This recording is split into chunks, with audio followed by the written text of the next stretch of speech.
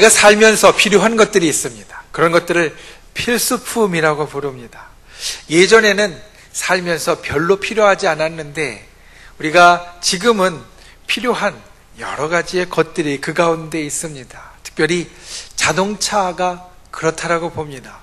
예전에는 차가 별로 필요 없이 살았습니다. 그냥 가까운 곳에 걸어가면 됐고요. 그리고 만나거나 어디 들릴 곳 있으면 굳이 차가 없어도 다 할 수 있었습니다. 그런데 요즘은 차가 없으면 참 쉽지 않습니다. 무엇을 하든지 어디에 가든지 차가 있어야 훨씬 더 편하기 때문에 지금 시대를 살아가는 우리들에게 이 차라는 것이, 자동차라는 것이 거의 필수품이 되었다라는 겁니다. 차를 가지고 있는 사람이 그 차를 가지고 이것저것 다니는데, 그런데 모든 사람이 가는 것이 다 다른 것 같지만 반드시 들려야 하는 곳 두 곳이 있다라고 합니다. 하나는 무엇이냐면 주차장입니다. 그리고 또 하나, 차에게 반드시 필요한 것이 있습니다. 그것이 어디냐면 주유소입니다.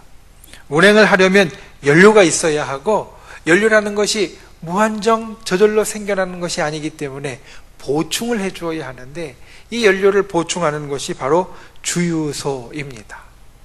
차에게 주유소가 연료를 보충하는 곳이라면 우리에게 있어서는 교회가 영혼이라는 차의 주유소와 같습니다. 모든 동력을 얻는 것이 바로 교회입니다. 그리고 오늘 드리는 예배가 바로 그와 같은 예배입니다.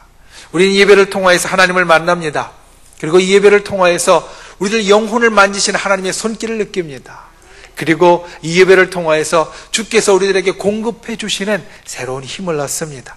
때로는 인생의 교훈을 얻고, 때로는 인생의 위로를 얻고, 또 때로는 붙잡고 나아갈 하나님의 귀한 약속을 받습니다.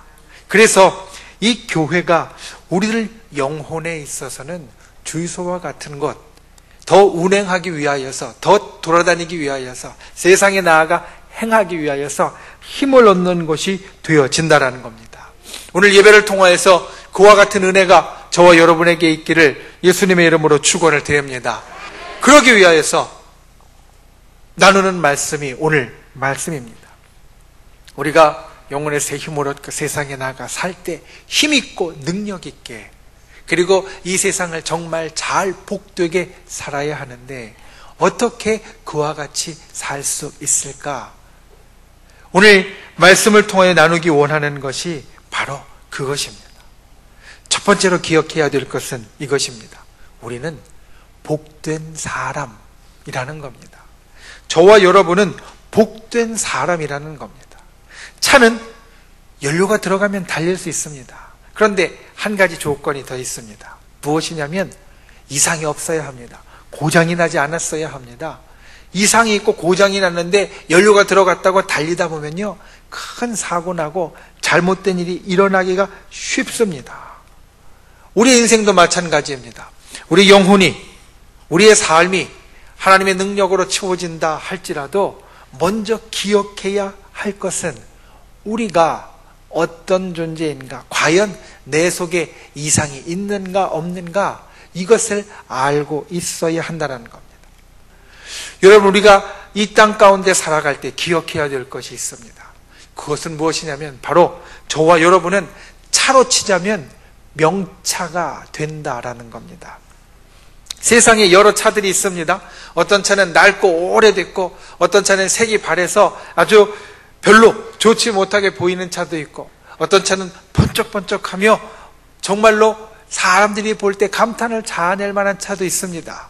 그리고 그 안에 타고 있는 사람을 아주 특별하게 보이도록 만드는 그러한 차들도 있습니다. 우리가 차로 따지면 그러한 명차가 된다는 겁니다.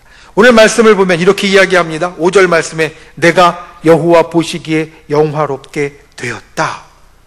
내가 여호와 보시기에 영화롭게 되었다. 이 말씀을 영어로 보니까 이렇게 되어 있습니다. 내가 내 안에서 내 영광을 나타낼 것이다. 내가 하나님이 우리 안에서 하나님의 영광을 보여줄 것이다 라는 겁니다. 세상에 훌륭한 사람들도 명차를 타는데 하나님이 영광을 나타낼 그 존재가 우리라고 한다면 우리를 통해서 하나님을 높이고 우리를 통해서 하나님을 드러내고 우리를 통해서 하나님의 아름다움을 나타내고 하나님의 영광스러움, 화려함, 찬란함을 드러낸다면 우리는 세상의 차로 따지면 명차가 될 수밖에 없다라는 겁니다. 여러분, 우리가 이 땅을 살면서 이것을 기억해야 합니다. 저와 여러분은 참 귀한 사람들입니다. 하나님께서 보시기에 정말로 존귀한 사람들입니다. 그러니 여러분, 우리는 우리 자신을 항상 살피는 자가 되어야 합니다. 우리 자신을 항상 이 속에서 돌보는 자가 되어야 합니다. 차가 움직이지 못하면, 차가 고장이 나면 바깥을 아무리 봐도 소용이 없습니다. 차가 고장이 나면 안을 보아야 합니다. 안에 무엇이 잘못되었는지, 어디를 바로 잡아야 할지 우리는 그것을 보아야 한다는 겁니다. 사무엘하 16장에 보면 다윗 왕이 피난 가는 이야기가 나옵니다. 아들 압살롬이 반역을 일으켰습니다. 그래서 다윗 왕이 그 아들의 반역, 반란을 피해서 도망을 가고 있었습니다. 바후림이라는 곳에 이르렀습니다. 그런데 그곳에 시므이라는 사람들 나타나서 다윗에게 돌을 던지면서 왕인 다윗을 저주하며 욕설을 퍼부었습니다. 그것을 듣고 이 왕을 호위하던 군대 장관 아비새가 화가 났습니다. 그래서 칼을 빼들고 왕에게 이야기했습니다. 왕이시여, 내가 저놈의 목을 단칼에 베어 올 테니 허락하여 주옵소서. 아무리 피난 가고 있어도 왕인데 왕에게 저주하고 욕을 퍼붓고 있으니 옆에서 호위하던 군대 장관이 내가 이 일을 해결하겠습니다 라고 나섰다라는 겁니다. 그런데 사무엘하 16장 10절에 보면 다윗이 그 말을 듣고 이와 같이 이야기합니다. 내버려 두어라. 저가 저주하는 것은 하나님이 나를 저주하셨기 때문에 내가 잘못이 있기 때문이다. 왕이 자기에게 욕을 하는 사람에게 마땅히 대응할 수 있었습니다. 자기를 저주하는 사람에게 군대 장관을 보내서 응징할 수 있었습니다. 그런데 그 문제가 나타났을 때, 그 어려움이 나타났을 때 다윗이 한 것이 이것이었습니다. 그 사람 욕하는 시므이를 본 것이 아니라 바로 자기 속을 들여다본 겁니다. 아, 내가 밧세바를 범하는 죄를 저질렀지. 내 신하, 충직한 신하 우리아를 죽였지. 내가 무시무시한 범죄를 저질러서 하나님이 나에게 이와 같이 하시는 거야. 이 문제의 원인은 나한테, 내 속에 있으니 내가 이것을 고쳐야지. 바깥에 두는 것이 아니라 자기 자신을 보았습니다. 그리고 그 안에서 하나님 앞에 회개하고 고쳐나가서 그의 존귀함을 다시 회복하는 자가 되었다라는 겁니다. 여러분, 저와 여러분이 주님 앞에 기억해야 할 것, 우리는 하나님의 존귀한 자이다. 그리고 우리 속에서 그와 같은 존귀함을 때로는 힘들고 어려운 상황 가운데에서도 돌이켜보며 이루어야 하는 자다라는 겁니다. 우리가 사는 이 시대는 메이커가 중요한 시대가 되었습니다. 예전에는 상표가 무엇이 붙어있든지 그냥 쓸만하고 그리고 잘 되어진 것이면 우리는 가리지 않고 썼습니다. 그런데 요즘은 어떻습니까? 우리가 타고 다니는 차도 말할 것도 없고 우리의 입고 있는 옷이나 가지고 다니는 가방이나 아니면 우리가 사는 다른 물건들까지도 메이커가 중요하게 되었습니다. 그런데 이 메이커가 왜 중요합니까? 이 메이커라는 건요, 그 상표를 달았으면 믿을만하다 여겨지기 때문에 중요한 겁니다. 그 상표를 달았는데 이게 어떤 건 좋고 어떤 건 나쁘고 엉망이더라라고 하면 그 상표 값이 없습니다. 상표에 별로 신뢰가 없습니다. 그런데 이 상표를 달았으면 명품이라고 하는 이걸 보면 이거는 값어치를 해. 어디서 만들었던 누가 만들었던 이 상표를 달고 있으면 이건 분명히 괜찮아, 좋아 라는 것을 알기 때문에 그 메이커가 중요하게 되었다라는 겁니다. 여러분, 우리도 마찬가지입니다. 우리 자신이 하나님의 존귀한 자다라는 것을 기억하고 사람들이 믿을 만한, 아니 내 자신이 믿을 만한 메이커가 되어야 합니다. 상표가 되어야 합니다. 하나님 앞에 우린 존귀한 자다, 하나님째다, 하나님이 만드셨다라는 상표가 붙어 있습니다. 그 상표를 항상 기억하고 그 상표, 그것을 우리 속에 항상 붙잡아서 이 땅을 살아갈 힘을 그 속에서부터 가질 수 있는 저와 여러분이 다 되실 수 있기를 예수님의 이름으로 축원을 드립니다. 두 번째로 하나님이 존귀한 사람이 기억해야 될 것이 있습니다. 무엇이냐면 하나님이 존귀한 사람에게는 하나님의 도우심이 있다라는 겁니다. 여러분 혹시 이 땅을 살면서 나는 운이 나빠 이런 생각을 해본 적 없으십니까? 예수님 당시에도 그런 사람이 있었습니다. 요한복음 5장에 보면 스스로 나는 운이 나빠 라고 생각했던 한 사람의 이야기가 나옵니다. 어떤 사람이냐면 38년 된 병자였습니다. 그런데 그가 그 병을 치료하기 위하여서 이 의사 저 의사 그리고 용하다는 사람 다 찾아다녀봤지만 치료하지 못했습니다. 마지막 남은 하나의 희망이 그에게 있었습니다. 그것은 무엇이냐면 베데스다라는 연못이 있는데 이 연못에 가끔 천사들이 와서 물을 휘저어 놓습니다.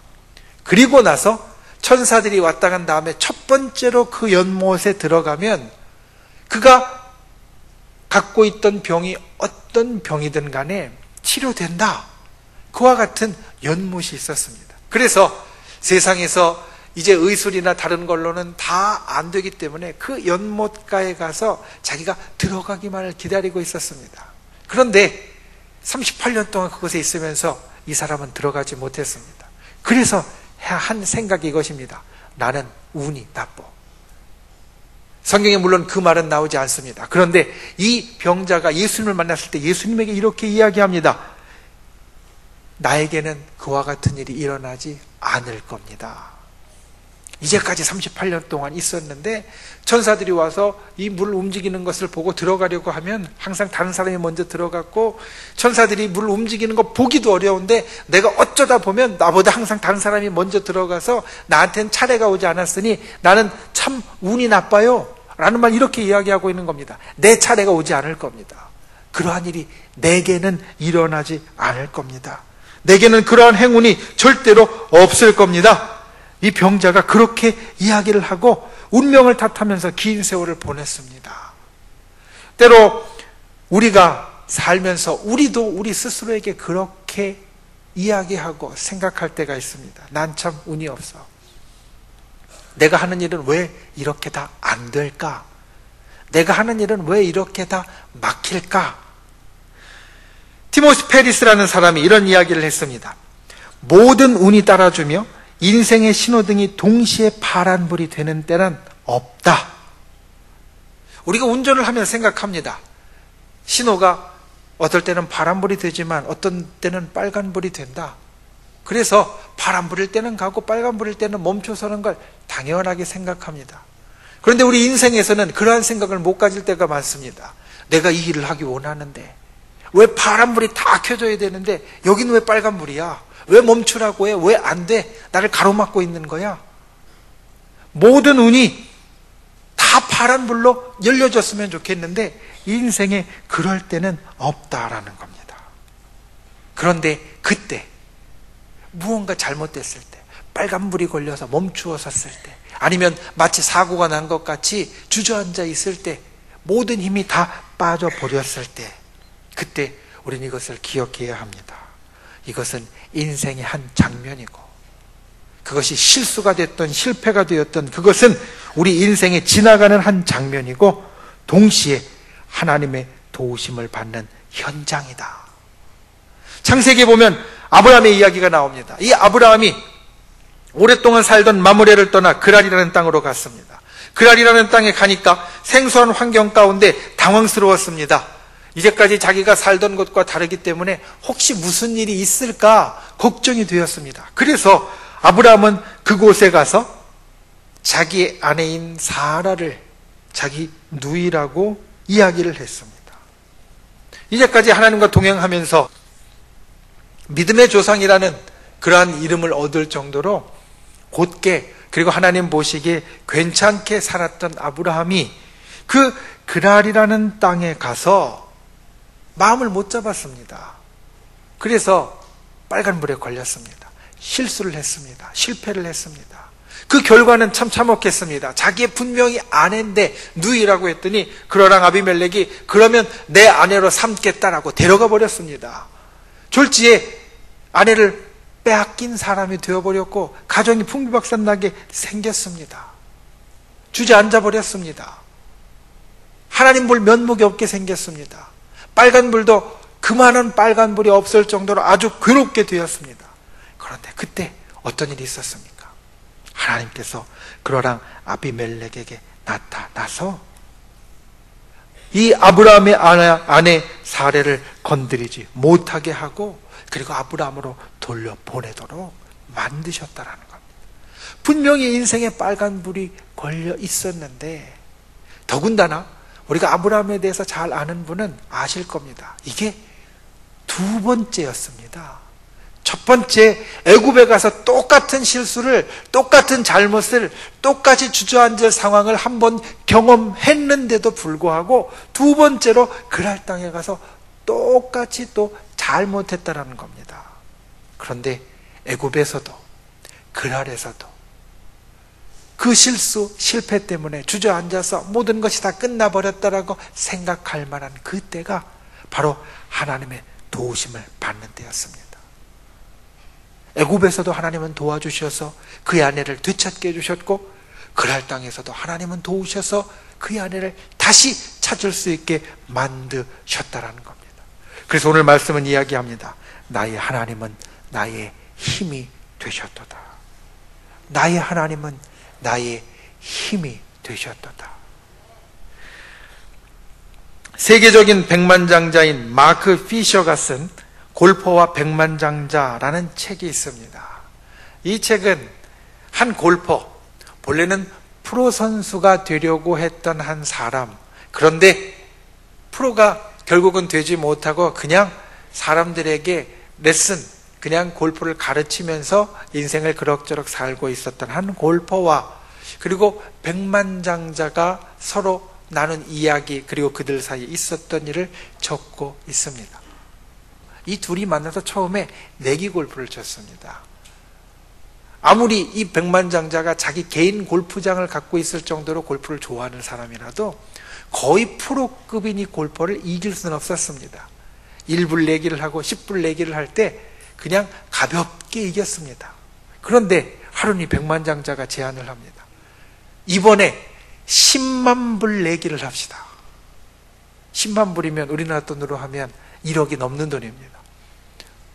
한 번 게임 하는데 1억이 넘는 돈이 걸렸다라고 하니까 이 골퍼가 연달아 실수를 하는 겁니다. 그 전에 1불이 걸려있을 때, 10불이 걸려있을 때, 100불이 걸려있을 때는 실수하지 않고 당연히 자기가 이겼던 게임을 10만 불, 1억이 넘는 돈이 걸렸다라고 하니까 자꾸 실수를 하는 겁니다.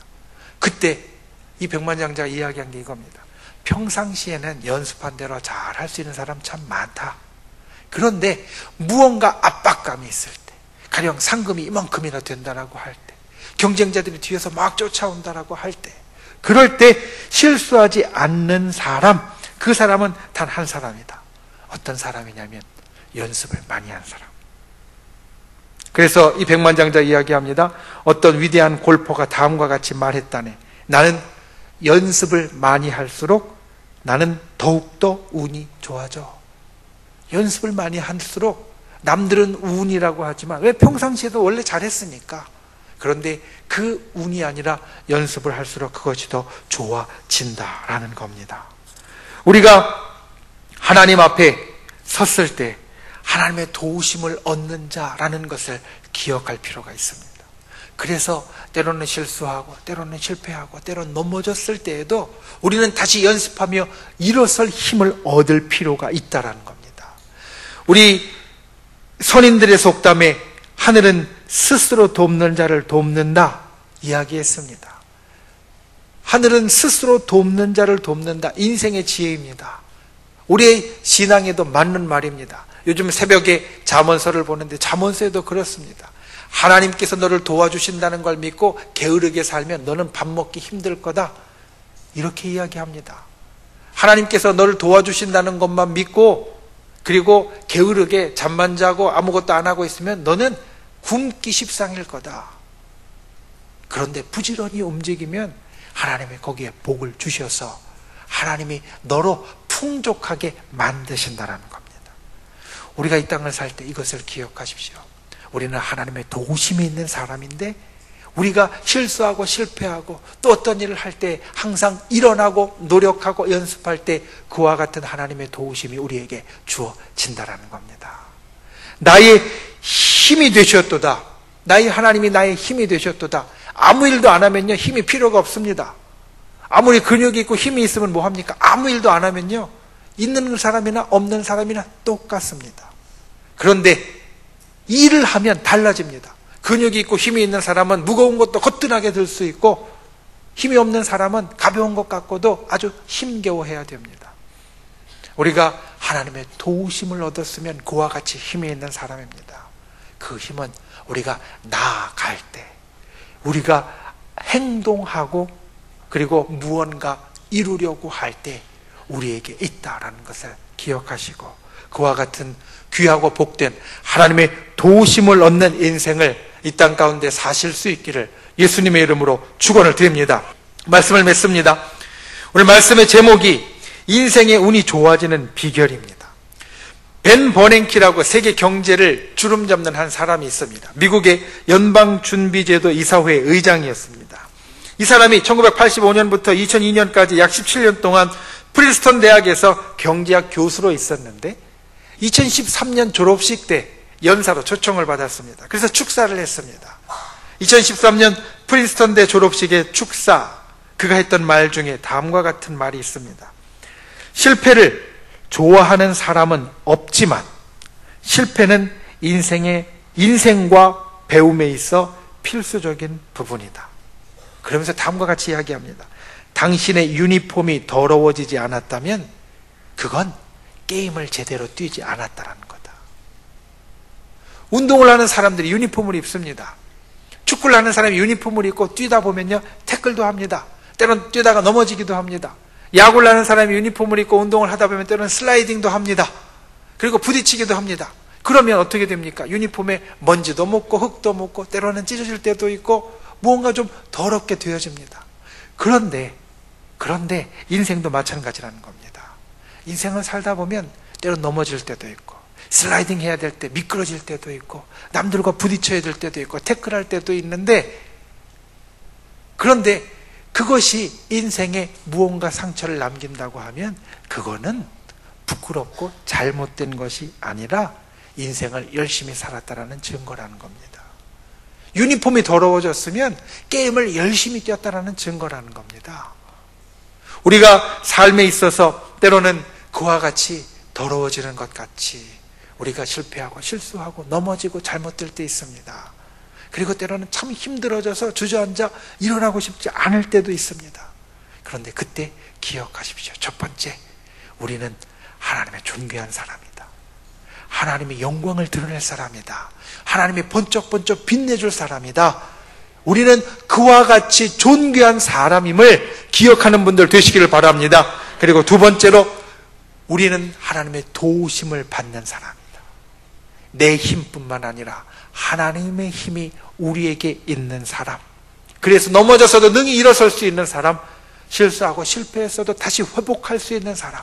아브라함이 자기 아내의 사례를 누이라고 이야기해서 큰 곤경에 빠졌어도 하나님이 그곳에 나타나셔서 해결해 주신 것 같이 하나님의 도우심이 있는 사람은 잘못되었을 때가 하나님의 도우심을 받는 현장이 된다는 것을 기억하시고 그와 같은 큰 능력과 힘으로 이 땅 가운데 승리할 수 있는 저와 여러분이 다 될 수 있기를 예수님의 이름으로 축원을 드립니다.